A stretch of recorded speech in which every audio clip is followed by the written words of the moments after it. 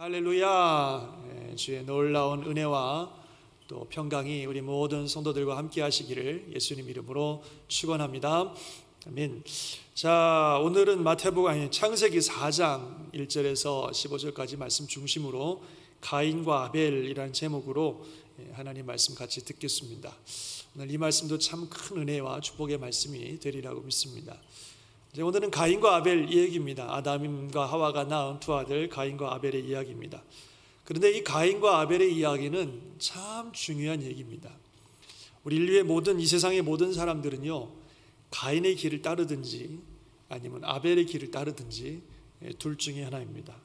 그래서 오늘 이 말씀을 들으시면서 내가 지금 가인의 길을 걷고 있나 아벨의 길을 걷고 있나 한번 우리 자신을 좀 돌아보는 시간이 되시길 바라고, 그래서 바른 길을 가는 그런 은혜의 시간이 되시기를 다시 한번 주의 이름으로 축원합니다. 아멘. 자, 그러면 보시겠습니다. 아담과 하와가 가인과 아벨을 낳았습니다. 물론 더 많은 자녀들을 낳았겠죠. 아담이 930세까지 살았다고 하니까 얼마나 많은 자녀를 낳았겠습니까? 그러나 이제 오늘 성경은 가인과 아벨 두 아들의 이야기만 하고 있습니다.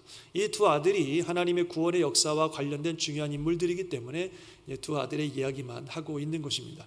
어쨌든 아담은 하와와 동침하면서 가인과 아벨이라고 하는 두 형제, 두 아들을 두었습니다. 두 사람이 각각 직업이 있는데요, 먼저 가인은 농사하는 사람이었습니다. 이제 먹고 살기 위해서 땅을 경작해야 되는 그런 상황이기 때문에 농사라는 것은 굉장히 중요하죠. 그래서 가인이 농사의 일을 하고 있었습니다. 그런데 아벨은 양을 치는 사람이었습니다. 그럼 양을 왜 쳤을까요? 당시에는 아직 육식을 먹던 때가 아니었기 때문에, 동물을 먹던 때가 아니었기 때문에 양의 고기를 얻거나 젖을 얻기 위해서 양을 치지는 않았을 것입니다. 그럼 도대체 양을 왜 치고 있었을까요? 혹자는 아마도 의복을 위해서, 양의 가죽을 얻어서 의복을 얻기 위해서 양을 쳤을 것이다 이렇게 추측을 합니다만, 그저 그 가죽을 얻기 위해서만 양을 특별히 돌봤다고 하는 것은 충분한 설명이 되지 못하는 것 같습니다. 동물 가죽이 필요하면 아무 때나 아무 동물이나 잡아서 가죽을 얻으면 되지, 굳이 가죽만을 얻기 위해서 양을 돌봤다고 하는 것은 충분한 설명이 되지 않습니다. 뭔가 다른 목적이 있는 것 같아요. 양을 특별히 돌보고 쳤던 목적이 있는 것 같습니다. 그리고 그 목적이 무엇이냐가 사실은 굉장히 중요합니다. 오늘 본문 1절 2절을 읽다 보면 아담의 두 아들을 태어난 순서대로 소개할 때는 가인을 먼저 소개하고 그리고 아벨을 소개하였는데요, 두 사람의 직업을 소개할 때는 아벨의 직업인 양치는 일에 매해서 먼저 소개를 하고, 그리고 가인이 했던 농사 짓는 일을 다음에 소개하는 것을 볼 수 있습니다. 물론 그 앞에 바로 아벨을 소개했기 때문에 연결해서 그냥 가인은 양치는 사람이고 아벨은 양치는 사람이고 가인은 농사하는 사람이다 이렇게 할 수도 있겠지만, 그래도요, 성경에 누구의 이름이 먼저 나오느냐 하는 것이 종종 중요한 의미를 가지는 때가 있습니다. 그래서 이 두 사람의 직업을 소개할 때에 아벨이 양치는 사람이었다라고 하는 것을 먼저 소개한다고 하는 것은 이 양치는 일이 왠지 중요한 의미를 가지고 있지 않는가 하는 그런 생각을 하게 하는 것입니다. 그럼 도대체 양을 왜 길렀을까요? 앞에 말씀드린 것처럼 물론 의복을 만들기 위한 이유도 중요한 이유였겠지만, 또 하나의 양을 기른 중요한 이유가 있었는데 그것은 바로 예배를 위한 것입니다. 제사를 위한 것입니다. 하나님께 예배로 드리는 제물로 사용하려고 양을 길렀다는 것입니다. 사실 혹자는 짐승을 제물로 해서 하나님께 예배 드리는 이런 것들은 나중에 레위기에 가서나 율법에 의해서 규정되었지 지금은 아직 아니다 이렇게 말씀하기도 합니다만, 이 레위기에 가서 짐승을 예물로 드리는 제사법이 제정되기 훨씬 전에도, 창세기 같은 때에도 이미 이 동물들을 하나님께 제물로 드리는 예배들은 우리가 종종 발견할 수 있습니다. 대표적으로 이제 좀 있으면 노아 얘기가 나올 텐데, 노아가 홍수가 끝난 다음에 정결한 짐승들을 구별해서 하나님께 예물로 드리는 그런 장면을 우리가 알 수 있습니다. 또 나중에 아브라함 때도 보면 하나님께서 아브라함에게 아들 이삭을 번제로 바치라고 하시고, 그 아들 이삭을 번제로 바치렸을 때 하나님께서 양을 준비해서 이삭 대신 양을 제물로 하나님께 예배하는 장면도 우리가 알 수 있습니다. 이런 모습들을 볼 때에 레위기에 가서 동물로 예배를 드리는 제사법이 만들어지기 훨씬 전에도 이미 동물을 제물로 해서 하나님께 예배 드리는 일들이 있었다는 걸 알 수 있습니다. 오히려 곡물을 하나님께 드리는 것은 발견되지 않습니다. 그것이 나중에 레위기에 가서 소제라고 하는 형식으로 곡물로 제사를 드리는 제사법이 만들어지지, 창세기에서는 곡물을 예물로 드리는 경우를 볼 수가 없습니다. 그래서 이 당시 아담의 가족들이 양을 길렀던 이유는 하나님께 예배 드릴 때 제물로 사용하기 위해서 양을 길렀다라고 그렇게 생각해 볼 수 있다는 겁니다. 데이빗 웬던이라고 하는 어떤 저명한 신학자는 이렇게 설명을 합니다. 아담은 에덴 동산에서 땅을 돌보는 일을 했다. 그리고 그가 추방당할 때에 그는 아마도 재물과 의복을 위하여 양을 키우라고 하는 그런 말씀을 받았을 것이다. 이렇게 추측을 합니다. 즉 아담이 에덴 동산에서 추방당할 때에 그는 이제 땅을 경작하는 사람으로 살아야 되니까 당연히 농사를 하는 것은 알고 있지만, 근데 하나님께서 특별히 아담에게 네가 이제 나가면 재물과 의복을 위해서 양을 키워라 하는 말씀을 받았다고 추측하는 거예요. 왜냐하면요, 우리 지난주에 보셨지만 비록 아담이 범죄해서 하나님으로부터 쫓겨나지만 그 하와라고 하는 생명의 이름과 또 양의 그 짐승의 그 가죽을 통해서 옷을 입는 그런 일들을 통해서 이미 하나님의 은혜를 경험하고 하나님께 예배할 수 있는 그런 은혜를 받았다고 봅니다. 그래서 하나님께서 네가 이제 나아가면 양을 통해서 하나님을 예배해야 된다라고 하는 가르침을 받았다라고 이 학자는 추측하고 있다는 거죠. 또 그랜트라고 하는 신학자는 아주 중요한 얘기를 하고 있는데 한번 들어보세요. 여기서 두 젊은이가 하나님께 예물을 가지고 왔다. 그들은 하나님께 나아갈 때는 재물을 가지고 나아가야 한다는 것을 분명히 그들의 아버지 아담을 통해서 배웠을 것이다. 그리고 아담은 분명히 동물을 제물로 드렸을 것이다. 왜냐하면 그는 하나님께서 그와 그의 아내를 위하여 옷을 만들어 주시기 위해 동물을 희생시키신 것을 알고 있기 때문이다. 이렇게 설명을 하고 있습니다. 이미 하나님의 역사 가운데 그런 은혜를 경험했던 아담과 하와는 동물을 하나님께 드림으로 예배를 드린다는 것을 알고 있었고, 그것을 위해서 이 제물로 사용하기 위해서 양을 키웠다라고 볼 수 있는 것입니다. 그래서 정리하면 이 가정에게 중요한 두 가지 일이 있었는데, 성경 순서대로 하나는 양을 키우는 일이고 하나는 농사 짓는 일입니다. 양을 키우는 일은 특별히 하나님께 예배드리기 위해서 양을 키우고, 농사 짓는 일은 자기들이 먹고 살기 위해서 농사를 짓는 겁니다. 둘 다 중요해요. 둘 다 꼭 필요한 일입니다. 먹고 사는 일을 위해서 양식도 필요하고 하나님을 예배하는 일을 위해서 양을 기르는 일도 필요합니다. 육신을 가진 자로서 먹고 사는 일도 중요하고 영적 존재로서 하나님을 예배하는 것도 중요합니다. 둘 다 중요하고 둘 다 필요합니다. 그래서 이 두 아들이 가지고 있던 직업 그 자체는 아무런 문제가 없습니다. 두 아들이 각각 자기의 역할을 충성스럽게 최선을 다하고 그 물질, 그 소득들을 쉐어하면 되는 거예요. 먹는 문제에 있어서는 가인이 열심히 농사지어서 그 소득을 동생 아벨과 함께 나누면서 함께 먹는 문제를 해결하는 것이고, 예배 드리는 문제에 있어서는 아벨이 열심히 잘 양을 키워서 그 양을 형에게 줌으로 함께 양을 통해서 예배 드림으로 예배 드리는 문제를 해결하는 것이죠. 그래서 함께 연합해서 잘 살아갈 수 있는 것입니다. 그런데 이제 두 사람이 하나님께 예배를 드립니다. 아마도 이제 처음 예배를 드리게 되는 것 같습니다. 그런데요, 가인은 양이 아니라 땅의 소산을 제물로 삼아서 하나님께 예배를 드렸고, 아벨은 양의 첫 새끼와 그 기름으로 하나님께 예배를 드렸습니다. 생각할 때 분명히 제물은 양으로 드려야 된다는 것을 아버지 아담으로부터 가르침을 받았을 텐데, 가인은 양이 아니라 자기가 기른 곡식들을 제물 삼아서 하나님께 예배를 드렸습니다. 그래서 그런지 하나님께서 가인의 예배는 받지 않으시고 아벨의 예배를 받으셨습니다. 하나님의 말씀에 따라 양을 제물로 바친 아벨의 예물만 받으셨다는 거죠. 여기서 우리는 정말 중요한 진리를 발견하게 되고 하나님이 말씀하고 있습니다. 아까 말씀드린 것처럼 가인과 아벨, 이 두 사람의 예배는 우리가 하나님께 나아가는 가장 대표적인 두 가지 모습을 보여주고 있는 것입니다. 가인은요, 자기의 의로 하나님께 나아가는 사람입니다. 분명히 하나님께서 재물을 가지고 하나님께 나으라고 하셨지만 그런 하나님의 말씀을 무시하고 자기의 의, 자기의 방법, 자기의 수단으로, 자기의 공로로 하나님께 나아가려고 하는 사람이 가인입니다. 아벨은 하나님께서 보여주신 하나님의 방법으로 하나님께 나아가려는 사람입니다. 자기의 의, 자기의 수단, 자기의 방법이 아니라 겸손하게 하나님께서 말씀하신 그 길로, 그 방법으로 하나님께 나아가려는 사람이 아벨이라는 거예요.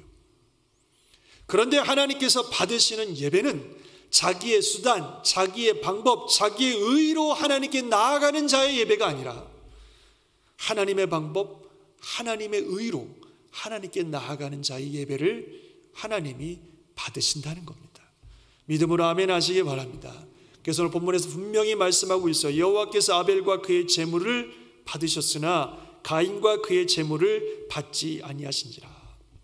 사람이 우리의 의, 우리의 공로로 하나님께 나아가면 하나님은 우리의 예물, 우리의 예배뿐만 아니라 우리 자신을 받지 않으십니다. 즉 하나님께 나아갈 수가 없는 거예요. 그러나 하나님이 주신 그 방법, 하나님이 세우신 그 의의 방법으로 하나님께 나아갈 때에 하나님께서는 우리 예배를 받으시고 또 우리도 받아주시고 그래서 은혜와 축복을 허락하시는 줄 믿습니다. 그러면 왜 하나님께서 이렇게 양을, 짐승의 희생을 통해서 짐승의 제물을 가지고 하나님께 나오라고 그렇게 말씀하셨을까요? 그것은 바로 이 양이 예수 그리스도를 상징하고 있기 때문에 그렇습니다. 여러분, 우리가요 성경을 보는 데 있어서 또 성경을 이해하는 데 있어서 중요한 관점이 있어요. 그 관점은 예수 그리스도라고 하는 관점으로 성경을 이해하는 것입니다. 그럴 때 성경을 정확하게 이해할 수 있습니다. 예수님이 한번 이런 말씀을 하셨어요.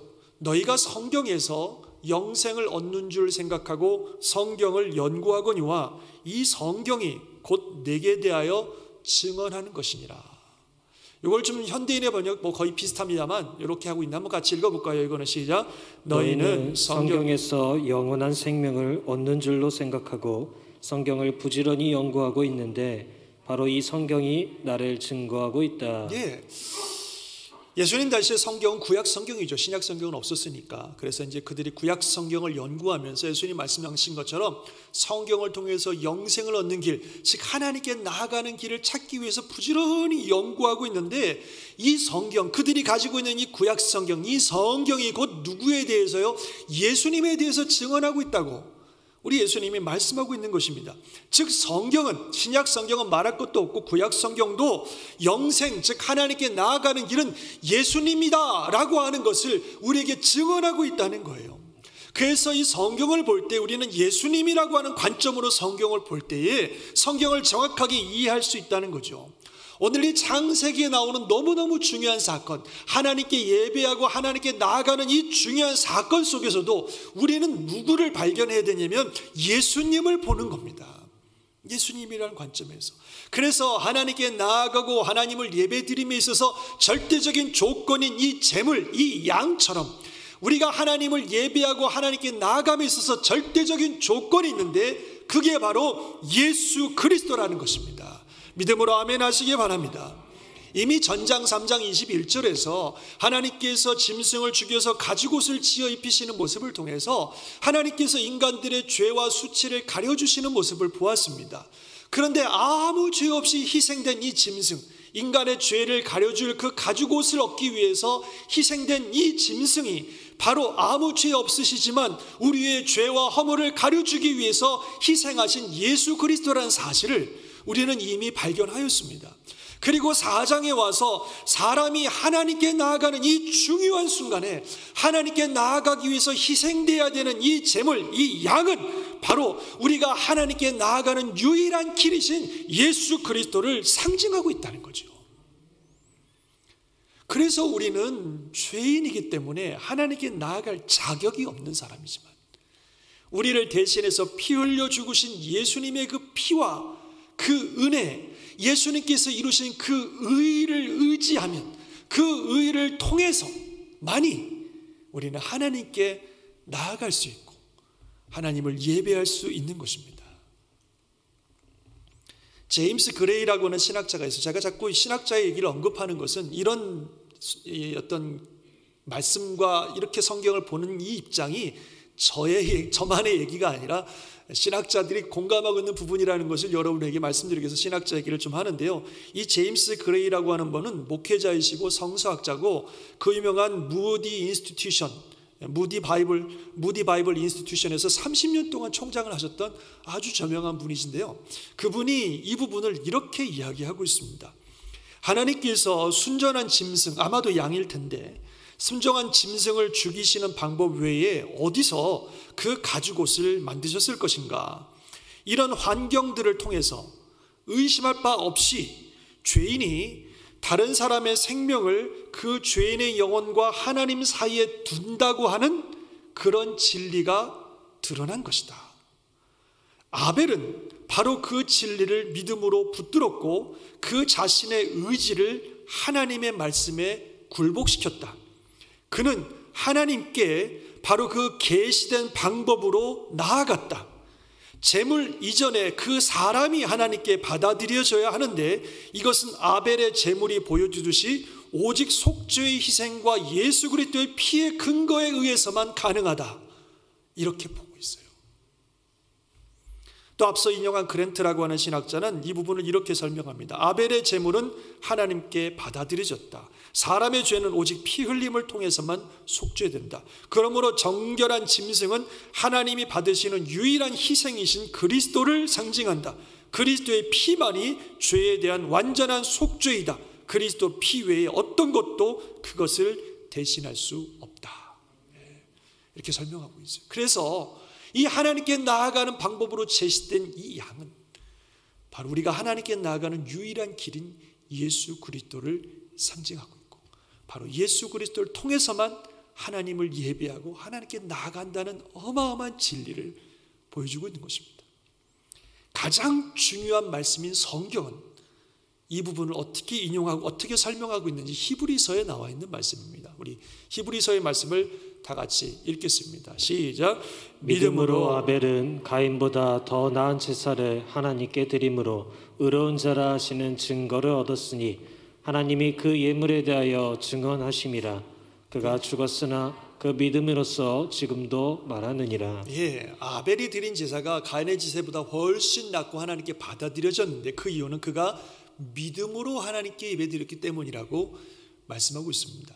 그럼 도대체 뭘 믿었다는 거예요? 무슨 믿음입니까? 바로 이 말씀, 양의 죽음, 즉 피 흘림의 희생을 통해서 우리가 하나님께 나아갈 수 있다고 하는 그 진리, 그 말씀을 믿는 믿음으로 하나님께 나아갔기 때문에 그가 드린 예배가 하나님께 받아들여지고 하나님께 의롭다 하는 인정을 받은 것입니다. 특별히 본문에 보니까 하나님이 그 예물에 대하여 증언하십니다. 영어로 보면 God testifying of his gifts, 또는 God testifying of his offerings, 이렇게 되어 있어요. 하나님이 그 예물에 대하여 증언하신다, testify 하신다. 뭐라고요? 이 예물이 제대로 된 예물이고, 이 제물이 내가 필요로 하는 예물이고, 이 제물이 내가 기뻐하는 제물이고, 이 제물이 내가 인정하는 제물이라고 하나님께서 그 제물을 증언하신다 그랬어요. 왜냐하면 그 제물이 바로 예수 그리스도를 상징하고 있기 때문입니다. 그러므로 우리가 하나님께 나아가는 유일한 길은 바로 우리의 제물 대신 예수 그리스도를 통해서라는 사실을 하나님이 테스티파잉 하고 있다는 거예요. 우리에게 보여주고 있다는 거죠. 그래서 아벨은, 아니 우리 모든 사람들은 바로 그 믿음으로, 즉 우리의 제물 대신 예수 그리스도를 통해서만 하나님께 나아갈 수 있다는 그 믿음으로 하나님을 예배하고 하나님께 나아갈 때에 그는 하나님께 나아갈 수 있는 것이고, 하나님 앞에 의로운 자라고 인정받는 그런 은혜를 얻게 되는 줄 믿습니다. 다른 길은 없어요. 다른 길은 없습니다. 가인은 이 말씀을 믿지 않았어요. 교만하게 자기의 의, 자기의 공로, 자기의 자격을 가지고 하나님께 나아가려고 했던 것입니다. 그러니 하나님이 그와 그 예물을 받아주시지 않죠.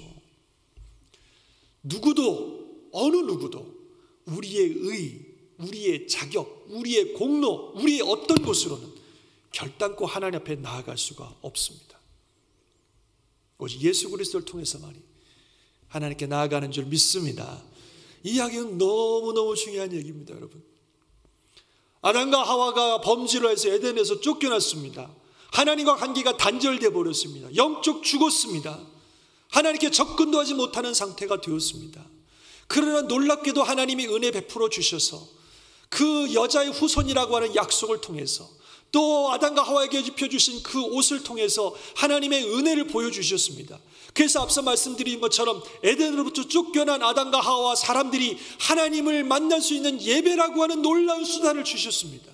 감히 예배도 할 수 없는 그런 존재들이지만 하나님의 은혜를 주심으로 이제는 예배를 통해서 하나님께 나아가고 하나님을 만나고 하나님의 은혜를 받는 놀라운 길을 하나님이 주신 거예요.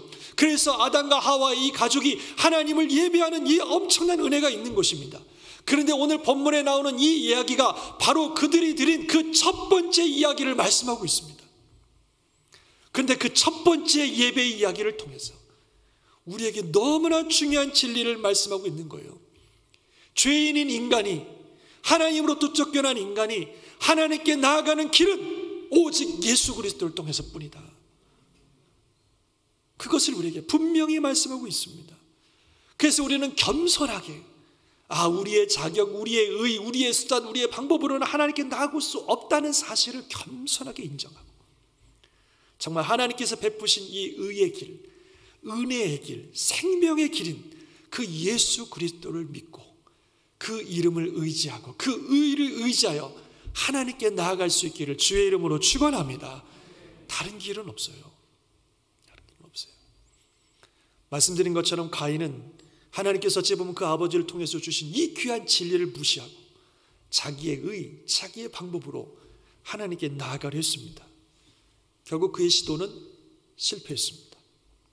하나님께서 그의 제사를 받지 않으셨습니다. 그러자 가인이 몹시 분노합니다. 오늘 본문에 보니까 안색이 변했다 그랬어요. 너무너무 분노하는 거예요. 안색이 변할 정도로 분노하는 이 가인의 모습을 보면 그가 얼마나 교만하고 완고한 사람인지를 알 수 있습니다. 겸손한 마음으로 하나님께 나아갔다면 혹시 잘못된 방법으로 나아감으로 그의 예배가 하나님께 받아들여지지 않았을 때 어떻게 반응하겠습니까? 내가 뭐가 잘못됐나? 그런 잘못된 부분들을 회개하고 수정하고 하나님이 원하시는 방법으로 다시 나아갔을 겁니다. 가인이 이렇게 첫 예배는 실패했지만 그것을 깨닫고 정말 하나님이 원하시는 방법으로 다시 하나님께 나아갔으면 하나님이 그를 얼마든지 받아주시고 그를 축복하셨을 것입니다. 그러나 가인은 그런 사람이 아니었던 거예요. 교만하고 완고한 사람이었던 겁니다. 그래서 하나님이 자신의 예배를 받지 않으시자 안색이 변할 정도로 몹시 분노하였습니다. 이렇게 하나님 앞에서 겸손하지 않냐고 회개하지 않냐고 교만과 오만하면요 결국 사탄이 지배합니다. 그 사람을. 그 완고하고 교만한 마음을 사탄이 꽉 붙들고 있다가 그를 완전히 지배해서 파멸로 몰고 가는 거예요. 그래서 하나님께서 가인에게 계속 말씀하시는 겁니다. 오늘 4장에 나오면 보면 아벨이 주신 말씀을 얻고 다 가인에게만 하나님이 말씀하고 있어요. 가인을 사랑하시는 하나님께서 어떻게든지 그가 돌이키게 하기 위해서 끊임없이 가인에게 말씀하시는 겁니다. 여호와께서 가인에게 이르시되 네가 분하여 하면 어찌 됨이며 안색이 변하면 어찌 됨이냐. 네가 선을 행하면 어찌 낯을 들지 못하겠느냐. 선을 행하지 아니하면 죄가 문에 엎드려져 있느니라. 죄가 너를 원하나 너는 죄를 다스릴지니라. 가인아 왜 그렇게 분노하니? 뭐 때문에 네가 그렇게 분노하니? 죄가 문 앞에 엎드려 있다는 건요 마치 맹수가 웅크리고 숲풀 속에 웅크리고 있다가 그냥 기회를 노리고 있다가 기회만 되면 확 잡아먹으려고 하는 그 모습이에요. 죄가 웅크리고 문 앞에 있다는 것은. 지금 죄가 말이야, 사탄이 너를 지금 잡아먹으려고 지금 저렇게 막 웅크리고 있단 말이야. 그가 너를 원한다. 그가 너를 가지려고 한단 말이야.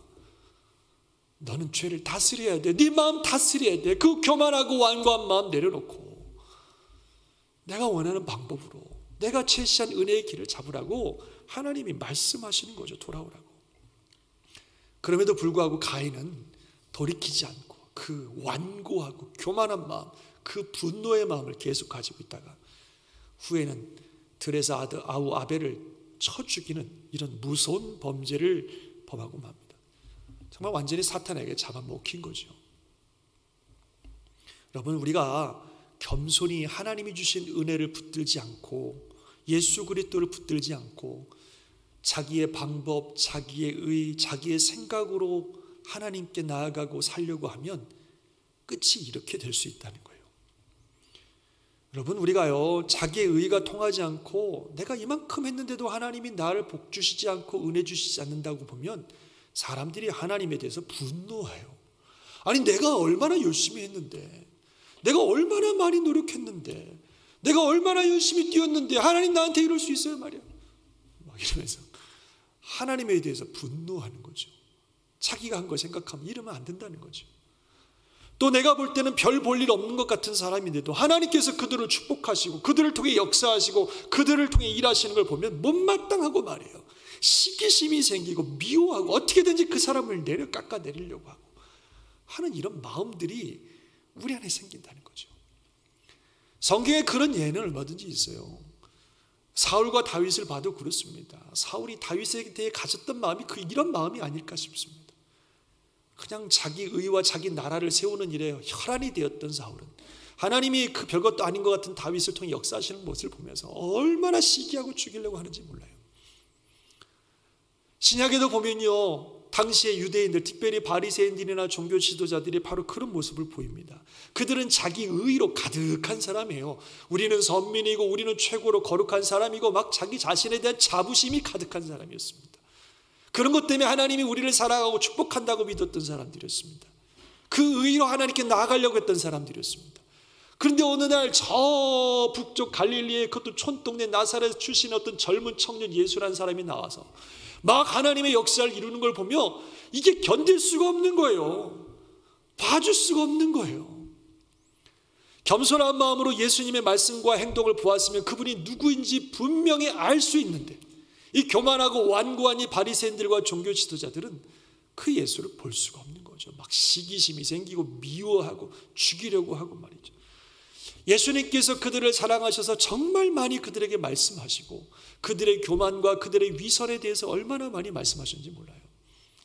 그래도 그 교만하고 완고한 이들은 돌이키지 않고 계속해서 분노하고 교만함과 완고한 마음을 가지고 있다가 결국 예수님을 죽였습니다. 가인이 아벨을 죽이듯이 결국 예수님을 죽였습니다.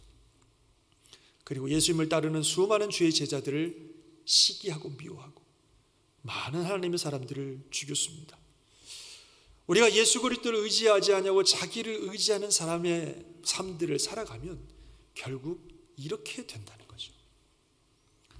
사랑하는 성도 여러분, 하나님이 우리에게 은혜 주실 때, 하나님이 우리에게 말씀하실 때 우리의 교만과 우리의 의를 내려놓고 오직 예수 그리스도를 의지하여 하나님께 나아가는 저와 여러분이 되시기를 주의 이름으로 축원합니다. 하나님 앞에 나아가는 다른 길은 없습니다. 예수님 말씀하셨죠. 시작. 내가 곧 길이요 진리요 생명이니 나로 말미암지 않고는 아버지께로 올 자가 없느니라. 오직 겸손히 예수님을 의지하고 그 보혈과 그 공로와 그가 세우신 그 의를 의지하여 나아갈 때 우리는 하나님께 나아갈 수 있습니다. 이것은 언제나 그렇습니다. 처음 예수 믿을 때는 예수님 의지하여 하나님께 나아가지만 이제 신앙이 좀 크고 어느 정도 연조가 쌓이면 이제는 내 의지와 내 능력과 내 공로로 하나님께 나아가는 게 아니에요. 주님 만나는 그날까지 우리는 항상 예수 그리스도만 의지하고 나아가야 될 줄 믿습니다. 우리가 어느덧 주님을 의지하고 그 이름 때문에 하나님께 나아간다는, 그 은혜로 나아간다는 사실이 자꾸 잊어지고 어느덧 점점 내 의, 내 공로, 내 능력을 자랑하고 의지하는 마음이 생긴다면 우리가 아벨의 길에 서 있던 우리가 서서히 가인의 길로 가는 거예요. 성경에 보면 사도 바울이 갈라디아 교인들에게 당신들은 어찌하여 성령으로 시작했다가 육체로 마치려 하느냐, 그렇게 얘기를 합니다. 끝까지 주님 만나는 그날까지 오직 겸손하고 간절하게 예수 그리스도의 십자가만을 의지하며 하나님께 나아가는 저와 여러분이 되시기를 주의 이름으로 축원합니다. 사랑하는 성도 여러분, 우리는 지금 창세기의 말씀들을 보고 있는데 얼마나 예수님에 대해서 많이 얘기하고 있는지 모릅니다. 성경은 창세기부터 끝까지 예수님이 그 중심이십니다. 그리스도인들은 바로 이 예수님을 믿는 자들이에요.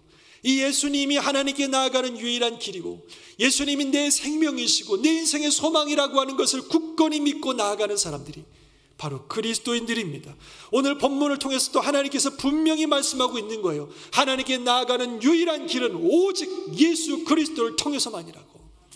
이 귀한 진리를 우리 가슴에 품고 주님 만나는 그날까지 그 은혜와 그 길, 그 은혜를, 그 은혜와 그 놀라운 진리를 의지하여서 하나님께 나아가고, 그래서 하나님이 받으시고 축복하시고 함께 하시는 주의 거룩한 성도들 되시기를 주의 이름으로 축원합니다.